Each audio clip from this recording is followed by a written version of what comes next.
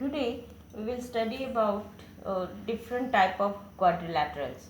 Quadrilaterals, that is an area that is covered by four sides. Okay, we have studied that so far we have studied that how to find out uh, angle sum of a polygon. Okay, if you remember, angle sum of a polygon is if the polygon is having n number of sides, so that angle sum of that polygon will be n minus 2 into 180. Okay, that means n where this number of side of that polygon minus 2, that is n multiplied by 180, that is angle sum of a polygon. And another thing we have studied that sum of exterior angle of a polygon is 360 degree. Okay, it doesn't matter that the number of sides of a polygon, all polygon they have sum of their exterior angle will be 360 degree. We have studied so far. Now we will study type of quadrilaterals. Okay, we will discuss some special type of quadrilaterals. This one is a trapezium. A trapezium which is having this one pair opposite side parallel. One pair. Okay, that means these opposite sides are parallel. That quadrilateral is known as trapezium. Okay, these two sides are non-parallel. Okay, when these non-parallel sides of a trapezium is equal in length, that will be an isosceles trapezium.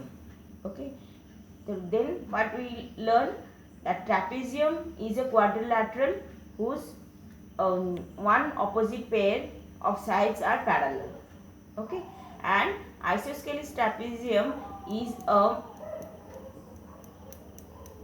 special type of trapezium where these non-parallel sides, these are non-parallel sides are equal in length. Okay, next is when a quadrilateral, that opposite sides are parallel, that quadrilateral is known as parallelogram. These opposite sides and these are opposite sides. If I name it A, B, C, D, so a parallelogram will have A, B parallel to C, D and A, D also parallel to B, C. Now we will study something in detail about parallelogram, some properties of parallelogram. Okay, so these sides, opposite sides are parallel, and if I connect this A and C, okay, so what we will get, if you remember, this is a parallel line and this is a transverse. Transverse we have studied in class 7, when a transverse is a line that connect two parallel lines. Okay, so I can say this angle and that angle, they are alternate interior angle and they will be of equal measure. So if I say this is 1 and this is 2, so we can say angle 1 equals to angle 2, because this is parallel lines and these angle are alternate interior angle. Same way, these and this, these are parallel lines. Okay, and again this is a transverse. So I can say this angle and this angle are equal in measure, because these are alternate interior angle. So if it is 3 and this is 4, so we can say angle 3 equals to angle 4. Okay, this property we have studied in class 7. Okay, now if I consider this triangle ADC and triangle ABC, what we get? We get this angle and this angle equal. Okay, angle 3 equals to angle 4 and this angle 1 equals to angle 2, and this is a common side for both the triangle. Okay, so this AC is a common side, means equal.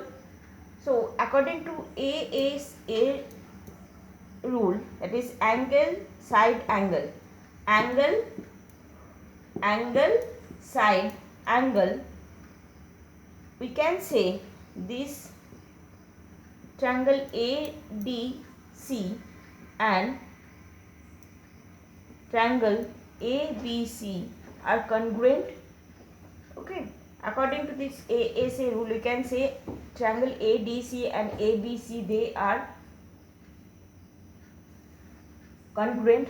So on the basis of this congruency, we can say this side, that is side AD equals to BC. We can conclude from this. Okay, and this AB equals to CD. Understood? So what we get? We have got this one parallel, and now we have got that these are also equal in length.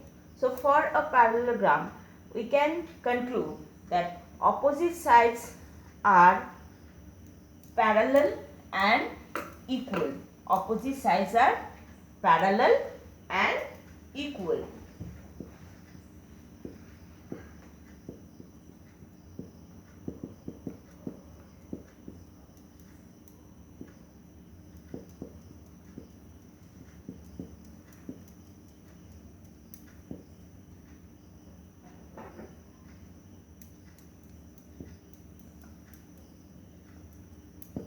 Okay. Next, let's talk about their angle. Okay. Now, these opposite angle are equal in measure. That means angle B will be equals to angle D. Okay, and this angle goes to this angle. These opposite angles are equal in